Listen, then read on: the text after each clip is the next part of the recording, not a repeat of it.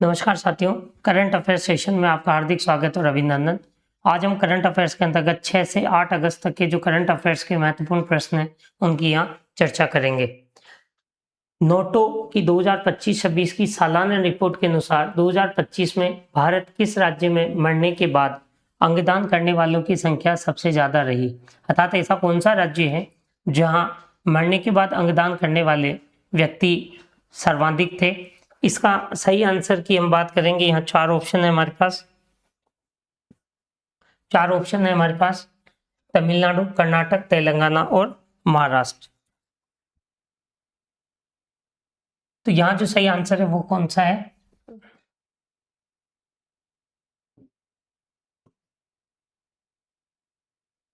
कौन सा है? तमिलनाडु।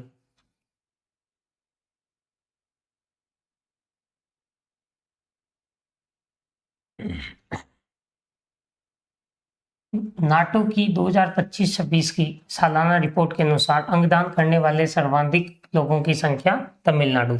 2025 में 20,138 अंग प्रत्यारोपण दर्ज किए गए थे, जो कि राष्ट्रीय अंग उत्तक प्रत्यारोपण संगठन की वार्षिक रिपोर्ट कौन सी है?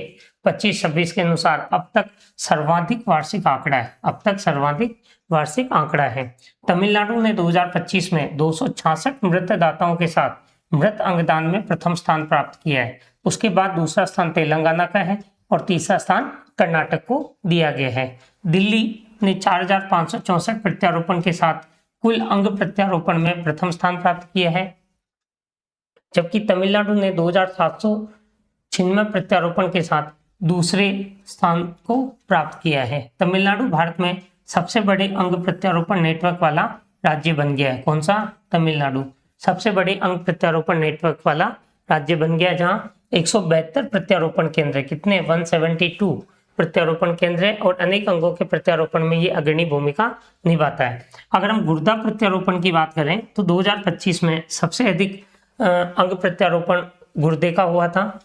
ये कुल प्रत्यारोपण का कितना प्रतिशत है? 62.03% है। भारत में जीवित अंगदाताओं में 68% जो है वो महिलाएं थी और जीवित अंग प्राप्तकर्ताओं में 78% कौन थे? पुरुष थे। तो जो जीवित अंगदाता हैं वो तो 68% महिलाएं हैं और जीवित अंग प्राप्तकर्ता जो है वो है 78% पुरुष। सरकार ने अंगदान को बढ़ावा देने के लिए, लोगों को अंगदान की शपथ लेने के लिए प्रेरित करने हेतु जुग जुग जियो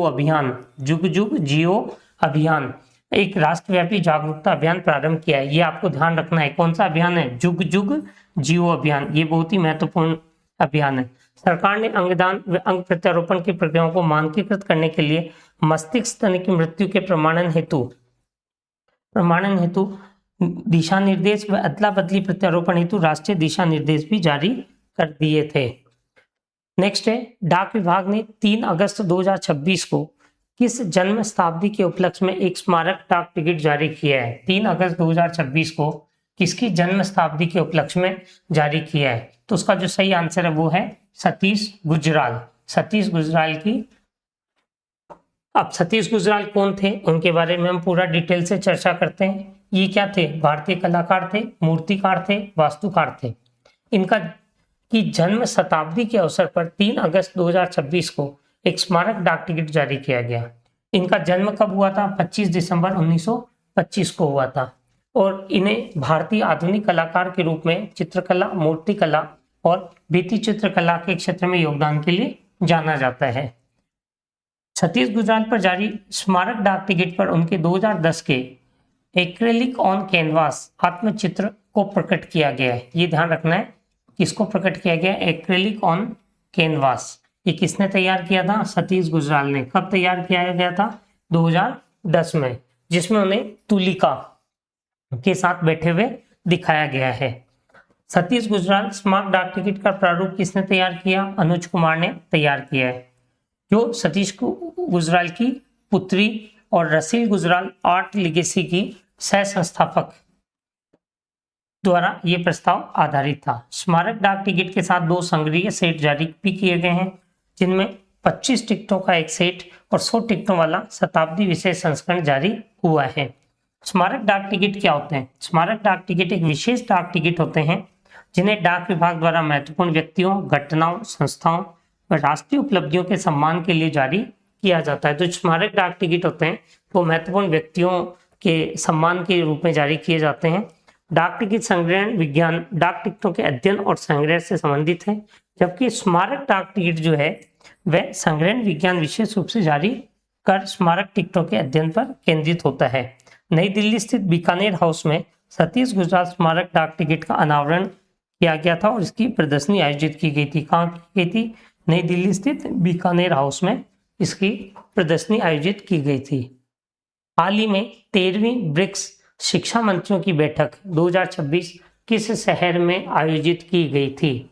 13वीं ब्रिक्स शिक्षा मंत्रियों की बैठक 2026 किस भारतीय शहर में आयोजित की गई थी? ये कहाँ आयोजित की गई थी? भुवनेश्वर में आयोजित की गई थी। सही आंसर क्या है? भुवनेश्वर। 13वीं ब्रिक्स शिक्षा मंत्रियों की बैठक जो है वो उसकी जो अध्यक्षता है वो भारत की अध्यक्षता में हुआ था 5 से 7 अगस्त के मध्य। कहाँ? भुवनेश्वर, उड़ीसा में। 11 देशों का एक अंतर सरकारी समूह है। क्या ब्रिक्स जो है वो 11 देशों का एक अंतर सरकारी समूह है, जिसमें ब्राजील, चीन, मिस्र, इथोपिया, भारत, इंडोनेशिया, ईरान, रूस, सऊदी अरब, दक्षिण अफ्रीका व संयुक्त अरब अमीरात सम्मिलित हैं। भारत 2026 के लिए क्या कर रहा है? भारत ब्रिक्स की अध्यक्षता कर रहा है। कौन कर रहा है? भारत कर रहा है। जिसका विषय क्या है? लचीलापन, नवाचार, सहयोग और स्थिरता के लिए निर्माण।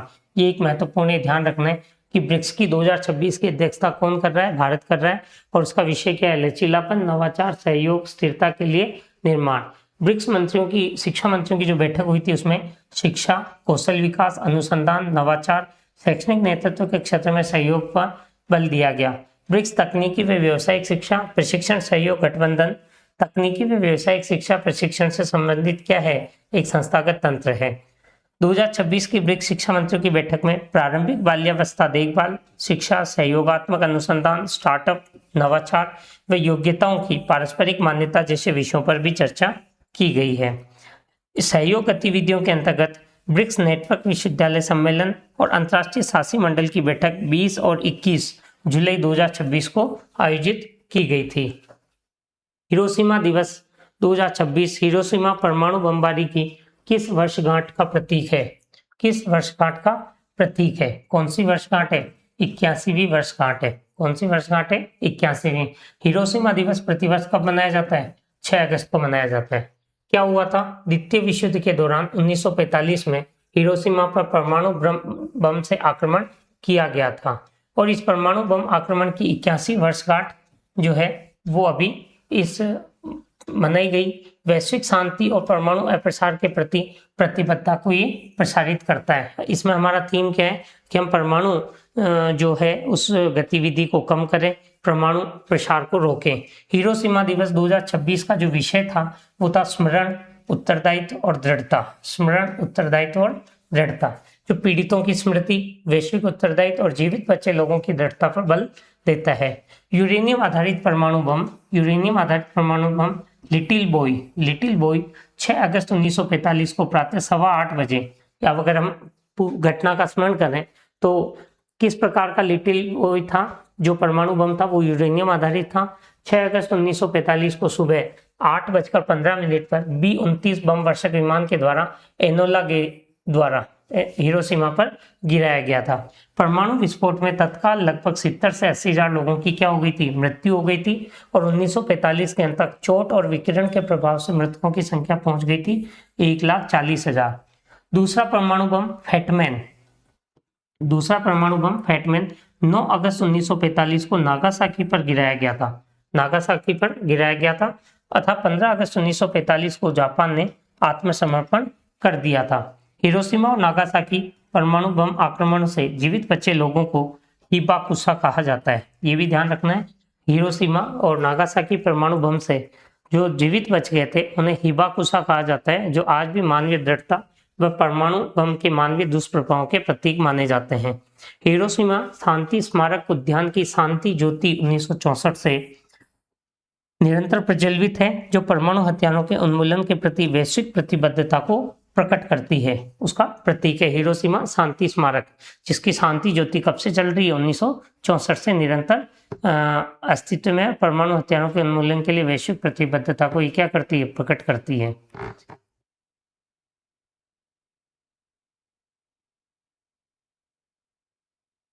हाल ही में किस संस्था के वैज्ञानिकों ने मैग्नेटोरियोलॉजिकल तरल पदार्थों के अध्ययन के लिए एक अभिनव हाइब्रिड मैग्नेटोरियोमीटर विकसित किया है? आईआईटी पटना। किसने किया है? आईआईटी पटना ने। आईआईटी पटना ने वैज्ञानिकों के चुंबकीय रियोलॉजिकल द्रवों के अनुसंधान व प्रदर्शन मूल्यांकन को बेहतर बनाने के लिए एक चुंबकीय रियोमीटर विकसित किया है। ये क्या है? द्रव स्मार्ट पदार्थ होते हैं जिनकी शांतता चुंबकीय क्षेत्र के संपर्क में आने पर तीव्रता से क्या हो जाती है? बढ़ जाती है, जिससे नियंत्रित बल संचरण संभव होता है। आईआईटी पटना ने इसे विकसित किया है और इसको सहायता विज्ञान में प्रौद्योगिकी विभाग द्वारा प्रदान की गई है। प्रोफेसर चिरंजीत सरकार के नेतृत्व में ये अनुसंधान टीम ने नैनो लोह चूर्ण आधारित चुंबकीय रियोलॉजिकल द्रव विकसित किया है। इसकी जो नेतृत्व करता थे वो थे प्रोफेसर चिरंजीत सरकार। नव विकसित उपकरण चुंबकीय क्षेत्र की उपस्थिति तथा अनुपस्थित दोनों स्थितियों में संयुक्त संपीड़न व कर्तन परिस्थितियों के अंतर्गत चुंबकीय रियोलॉजिकल द्रवों का विश्लेषण करता है। चुंबकीय रियोलॉजिकल द्रवों का उपयोग किसमें करते हैं हम?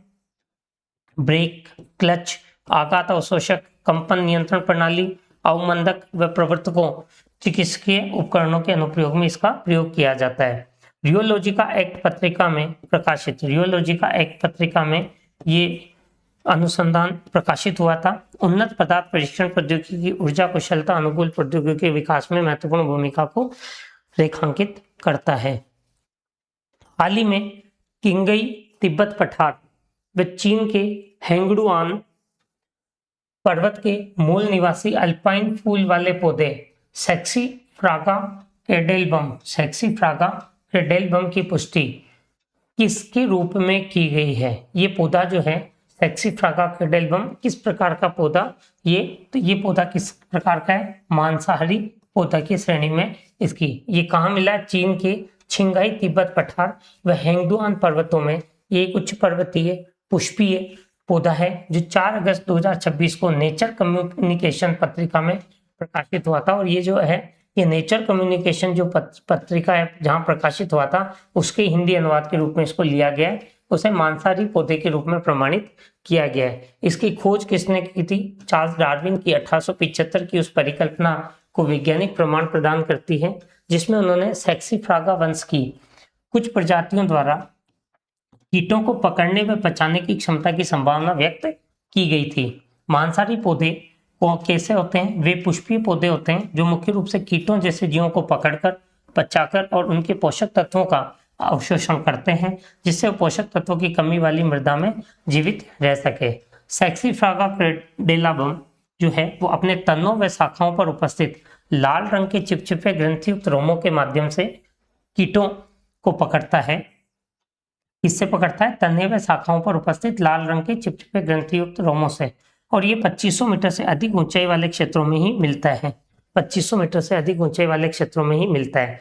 सेक्सीफ्रागा क्रेडेलबम सेक्सीफ्रेगेसी कुल से संबंधित पहला वैज्ञानिक प्रमाणित मांसाहारी पौधा है। पहला वैज्ञानिक रूप से प्रमाणित मांसाहारी पौधा है। नाइट्रोजन समस्थानिक विश्लेषण पौधों में पोषक तत्वों के अवशोषण का पता लगाने के लिए उपयोग की जाने वाली क्या है? एक महत्वपूर्ण तकनीक है। जो महत्वपूर्ण करंट अफेयर्स की जो हम बात कर रहे हैं उसके अंतर्गत हम अब नेक्स्ट 8 अगस्त के कुछ महत्वपूर्ण करंट अफेयर्स के प्रश्न बात करते हैं। भारत अंतर्राष्ट्रीय चावल सम्मेलन ब्रिक्स 2026 किस अवधि में आयोजित किया गया था? ये आयोजित किया जाना है। कब किया जाना है? 23 से 25 अक्टूबर 2026 को आयोजित किया जाना है। भारत में अंतर्राष्ट्रीय चावल सम्मेलन का जो द्वितीय संस्करण है वो 23 से 25 अक्टूबर 2026 को कहाँ आयोजित होगा? भारत मंडपम नई दिल्ली में आयोजित किया जाएगा। इस सम्मेलन का आयोजन जो है भारतीय चावल निर्यातक महासंघ के द्वारा किया जा रहा है और 8000 से अधिक चावल निर्यातक जो है वो इसमें भाग लेंगे। भारत अंतर्राष्ट्रीय चावल सम्मेलन में चावल का व्यापार, मूल्य निर्धारण व आपूर्ति श्रृंखला संबंधी विचार का एक व्यापार मंच के रूप में काम करता है। 2026 के सम्मेलन में 120 से अधिक देशों के निर्यातक, क्रेता और उद्योग से जुड़े हितधारक भाग लेने की संभावना है। भारत विश्व में सर्वाधिक चावल निर्यात करने वाला देश है और प्रतिवर्ष 20 मिलियन मीट्रिक टन से अधिक चावल 170 से अधिक देशों को ये क्या करता है, निर्यात करता है। भारत अंतर्राष्ट्रीय चावल सम्मेलन 26 में वैश्विक फसल सर्वेक्षण, वैश्विक मांग और आपूर्ति के आधार पर भविष्य के चावल मूल्यों का आकलन करेगा। अंतर्राष्ट्रीय चावल सम्मेलन का जो प्रथम संस्करण है ने 33,453 करोड़ मूल्य की व्यापारिक प्रतिबद्धता को क्या किया था, प्रोत्साहित किया था, जिससे 8.63 मिलियन मीट्रिक टन चावल सम्मिलित है। प्रोफेसर कार्तिकेयन लंका, जिन्हें हाल ही में NASI यंग साइंटिफिक अवार्ड 2026 के लिए चुना गया था, किस संस्थान से संबंधित है? कार्तिकेयन लंका जो है उन्हें कौन सा पुरस्कार दिया? NASI यंग साइंटिफिक अवार्ड दिया गया है। वो कहाँ से संबंधित है? IIT बॉम्बे से संबंधित है। IIT बॉम्बे से संबंधित है। भारतीय प्रौद्योगिकी संस्थान के प्रोफेसर कार्तिकेयन लंका कहाँ के हैं? मुंबई के। इनको का चयन किसने किया? राष्ट्रीय विज्ञान अकादमी भारत के द्वारा इनका चयन किसके लिए किया गया? युवा वैज्ञानिक पुरस्कार के लिए। युवा वैज्ञानिक पुरस्कार के लिए। ये संसाधन अभियांत्रिकी अध्ययन केंद्र में सह प्राध्यापक हैं। भारतीय प्रौद्योगिकी संस्थान मुंबई के जलवायु अध्ययन के अंतर्गत अंतर विषय कार्यक्रम में ये सह संकाय सदस्य हैं। राष्ट्रीय विज्ञान अकादमी की अगर हम बात करें तो इसकी स्थापना 1930 में की गई थी और इसका मुख्यालय प्रयागराज उत्तर प्रदेश में है। राष्ट्रीय विज्ञान अकादमी 96वां वार्षिक अधिवेशन व संगोष्ठी 4-5 दिसंबर 2026 को काशी हिंदू विश्वविद्यालय में आयोजित किया जाएगा, वाराणसी में। प्रोफेसर कार्तिकेयन लंका का अनुसंधान दूर संवेदी प्रौद्योगिकी, स्थल वायुमंडलीय अंतःक्रिया व कृषि सूखे पर केंद्रित है। दूर संवेदी प्रौद्योगिकी पृथ्वी की सतह के अध्ययन के लिए उपग्रह व वायु वाहित आंकड़ों का उपयोग करती है और इसका जो उपयोग है वो भूगोल में, कृषि में, जल विज्ञान में और जलवायु अध्ययन में किया जाता है। राष्ट्रीय विज्ञान अकादमी भारत का युवा वैज्ञानिक पुरस्कार विज्ञान की विभिन्न शाखाओं में उत्कृष्ट प्रारंभिक कैरियर में जो वैज्ञानिक काम करते हैं उनको प्रदान करती है।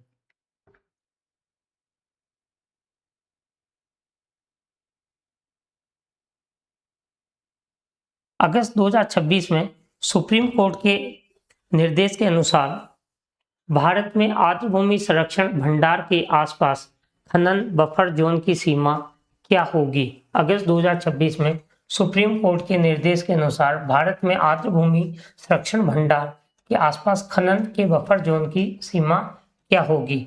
लगभग 10 किलोमीटर। इसका जो आंसर है वो क्या है? 10 किलोमीटर। उच्चतम न्यायालय ने 4 अगस्त 2026 को पारिस्थितिकी व्यवधान को कम करने के लिए भारत के सभी आर्द्रभूमि संरक्षण आरक्षित क्षेत्रों के चारों ओर 10 किलोमीटर का खनन प्रतिबंध निर्धारित किया है। 10 किलोमीटर का जो ये प्रतिबंध है ये सर्वप्रथम उत्तराखंड स्थित आसन आर्द्रभूमि संरक्षण क्षेत्र में लागू भी कर दिया गया है। इसके बाद इसे भारत के अन्य क्षेत्रों में विस्तारित किया जाएगा। आर्द्रभूमि संरक्षण आरक्षित क्षेत्र क्या होते हैं? आर्द्रभूमि संरक्षण आरक्षित क्षेत्र जो है वो ऐसे संरक्षित क्षेत्र होते हैं जिन्हें दलदल, झील, बाढ़ के मैदान, मैग्रोव व अन्य जल निर्भर आवासों जैसे पारिस्थितिकी तंत्रों के संरक्षण के लिए स्थापित किया जाता है। भारत में आर्द्रभूमि संरक्षण का नियमन आर्द्रभूमि संरक्षण व प्रबंधन नियम 2017 के अंतर्गत हम करते हैं तथा जो अंतर्राष्ट्रीय स्तर पर आर्द्रभूमियों को 1971 में अपनाए गए रामसर अभिसमय के अंतर्गत संरक्षण प्राप्त होता है। उच्चतम न्यायालय ने राष्ट्रीय वन्य जीव बोर्ड की स्थायी समिति या पर्यावरण वन जलवायु परिवर्तन मंत्रालय के विशेष रूप से हिमाचल प्रदेश में आर्द्रभूमि संरक्षण आधारित क्षेत्रों के तथ्यात्मक सत्यापन के निर्देश प्रदान किए थे। संरक्षित क्षेत्रों के चारों ओर बनाए गए प्रतिबंधित क्षेत्र ऐसे विनियमित क्षेत्र होते हैं जहां पारिस्थितिकी संतुलन की रक्षा के लिए खनन, निर्माण, औद्योगिक गतिविधियां पूर्ण प्रतिबंधित की जाती है। हाल ही में दिवंगत डॉक्टर DY 1991 में पद्मश्री से सम्मानित पाटिल को किस क्षेत्र में योगदान के लिए पुरस्कार दिया गया था?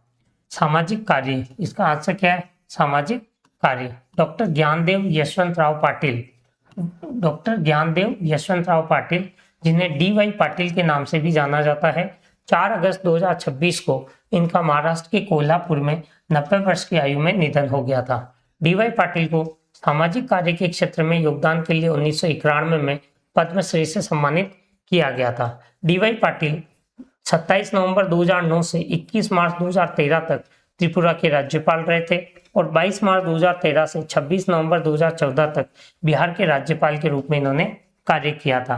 राज्यपाल का पद जो है भारत के संविधान के अनुच्छेद 153 के अंतर्गत एक संवैधानिक पद है। डी.वाई. पाटिल समूह की स्थापना की, जिसमें भारत भर में 182 से अधिक शैक्षणिक संस्थान और 7 विश्वविद्यालय सम्मिलित हैं। डी.वाई. पाटिल 1957 से 1962 तक कोल्हापुर के महापौर रहे थे। 1967 से 78 तक कांग्रेस के विधायक के रूप में भी इन्होंने कार्य किया था। 1991 में इन्हें पद्मश्री, भारत के प्रमुख नागरिक सम्मानों में से जो एक है, उसको प्रदान किया गया था।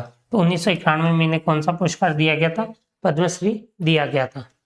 हाल ही में कौन सी भारतीय पहल 2019 से 36 देशों से 274 भगोड़ों की वापसी से संबंधित रही है?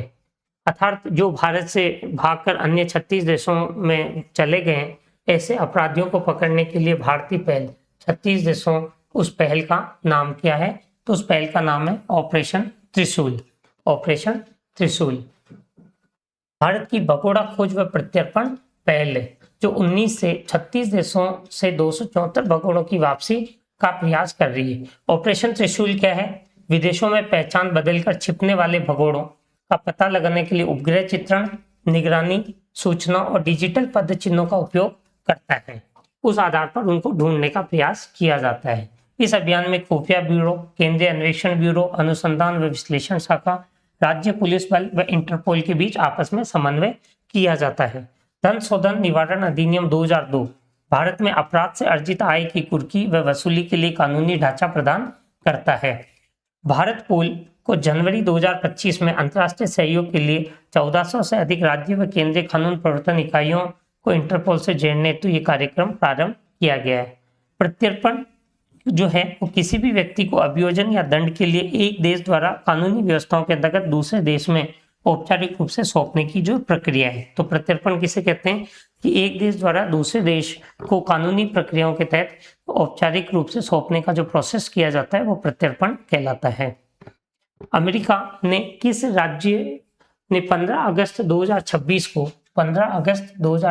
को पूरे राज्य में इंडिया डे घोषित किया है? अर्थात अमेरिका का कौन सा राज्य है जिसने 15 अगस्त 26 को इंडिया डे घोषित किया है?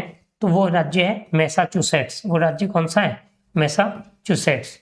15 अगस्त 2026 को संपूर्ण राज्य में भारत दिवस घोषित किया गया है और ये भारत की स्वतंत्रता की 79वीं वर्षगांठ के साथ मेल करता है।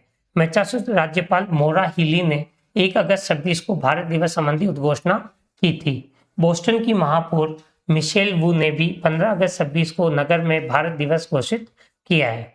संयुक्त राज्य अमेरिका में भारतीय मूल के लोगों का प्रवासी समुदाय 5 मिलियन से भी अधिक है।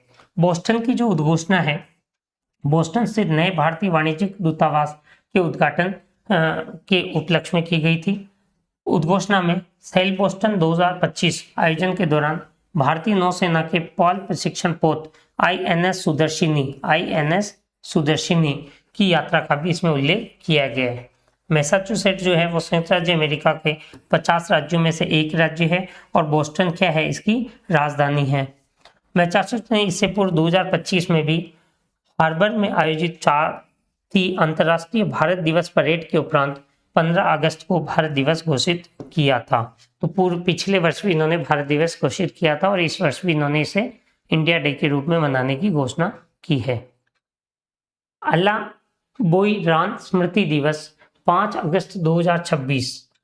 अल्ला बोईरान स्मृति दिवस 5 अगस्त 2026 किस राज्य के योद्धाओं की स्मृति या शहादत के रूप में मनाया जाता है? अहोम राज्य जो है उनकी योद्धाओं की स्मृति में ये दिवस मनाया जाता है। अलाबोई रण स्मृति दिवस 5 अगस्त 2026 को असम के कामरूप जिले के अमी गांव में मनाया गया था। कौन से जिले में? कामरूप जिले के अमी गांव में मनाया गया था। इस अवसर पर अलाबोई युद्ध में वीर गति को पाने वाले जो 357वीं शहादत वर्षगांठ जो है उनकी मनाई गई, उस उपलक्ष्य में इसको स्मरण किया गया। ये जो युद्ध है ये 5 अगस्त 1669 को असम के अहोम राज्य के शासनकाल के दौरान लड़ा गया था। अहोम राज्य ने अनेक शताब्दियों तक असम के विस्तृत भूभाग पर शासन किया था। स्मृति समारोह का आयोजन कामरूप जिले में आयुक्त कार्यालय के समक्ष एक अलाबोई रण स्मृति सौध में किया गया है। अलाबोई रण स्मृति सौध में किया गया है। इस कार्यक्रम का आयोजन किसने किया? असम पुरातत्व निदेशालय, स्वदेशी व जनजातीय आस्था संस्कृति विभाग कामरूप के द्वारा इसका कार्यक्रम का आयोजन किया गया, जिसमें जिला प्रशासन व सरायघाट पत्रकार मंच संयुक्त सहयोगकर्ता के रूप में रहे थे। अहोम वीरों को श्रद्धांजलि अर्पित करने के लिए पुष्पांजलि व पारंपरिक दीप प्रज्वलन का आयोजन इसमें हुआ था। अलाबोई युद्ध की ऐतिहासिक विरासत के संरक्षण और असम के इतिहास के प्रति युवा पीढ़ी को जागरूकता विकसित करने के लिए ये कार्यक्रम आयोजित किया गया। ये जो महत्वपूर्ण प्रश्न थे उसके साथ साथ जो हमारा YouTube चैनल है अतुल्यम अकेडमी, उस आप YouTube चैनल पर हमारे जो करंट अफेयर्स की क्लासेस है वो देख सकते हैं। हमारा जो इंस्टाग्राम चैनल है अतुल्यम अकेडमी, टेलीग्राम चैनल जो है वो भी हमारा अतुल्यम अकेडमी के नाम से है। आप हमारा जो ऐप है वो Atulyam academy app play store पर अवेलेबल है, वहाँ से डाउनलोड करके हमारी जो करंट अफेयर्स मैगजीन है जून और जुलाई माह की वो हमने यहाँ पर उपलब्ध करा दी है। और आप हमारे ऐप के साथ जुड़कर भी करंट अफेयर्स की जो कक्षाएं हैं, करंट अफेयर्स के जो सेशन के साथ साथ सामान्य रूप से जो प्रतिदिन के ऑब्जेक्टिव प्रश्न हैं वो भी आप वहां से देखकर हल कर सकते हैं। साथ ही इस YouTube चैनल को लाइक करें, शेयर करें और सब्सक्राइब करें, ताकि ये जो कक्षाएं हैं करंट अफेयर्स की कक्षा जो राजस्थान प्रशासनिक सेवा, UPSC या अन्य राज्यों के प्रतियोगी परीक्षाओं के लिए भी समान रूप से उपयोगी है, वो उन तक पहुंच पाए और वो छात्र लाभ ले पाए। धन्यवाद।